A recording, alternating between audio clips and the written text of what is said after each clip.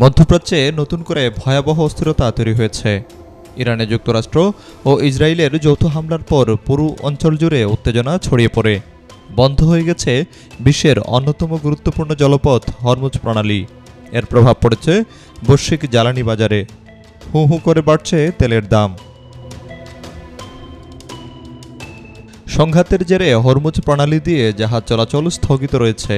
এই প্রণালী দিয়েই বিশ্বের প্রায় 1/5 তেল পরিবহন করা হয়। ফলে সরবরাহ অনিশ্চয়তার বাজারে তেলের দাম বেড়ে গেছে। সোমবার এশিয়ার জ্বালানি বাজার খোলার সঙ্গে সঙ্গেই আন্তর্জাতিক বাজারে ঊর্ধ্বগতি দেখা যায়। যদিও দিনের শেষ ভাগে কিছুটা কমেছে, তবু বাজার রয়েছে ঊর্ধ্বমুখী। শনিবার ইরানে আকস্মিক হামলা চালায় ইসরায়েল ও যুক্তরাষ্ট্র।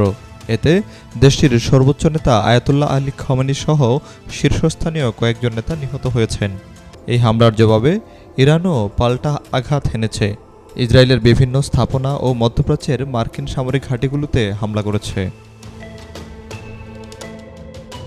এদিকে ইসরায়েলের উত্তরাঞ্চলীয় শহর হাইফার কাছে একটি সামরিক ঘাঁটিতে রকেট ও ড্রোন হামলা চালিয়েছে লেবাননের সশস্ত্র গোষ্ঠী হিজবুল্লাহ। এরপর পাল্টা হিসেবে লেবাননের রাজধানী বৈরুতে বিমান হামলা চালায় ইসরায়েল।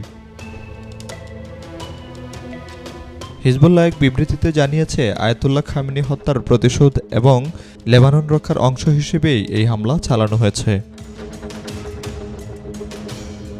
বিশ্লেষকরা বলছেন, পরিস্থিতি দ্রুত নিয়ন্ত্রণে না এলে তা পূর্ণাঙ্গ আঞ্চলিক যুদ্ধে রূপ নিতে পারে। একই সঙ্গে দীর্ঘমেয়াদে বিশ্ব অর্থনীতিতে বড় ধরনের প্রভাব পড়ার আশঙ্কাও রয়েছে। Desk report, B News 24।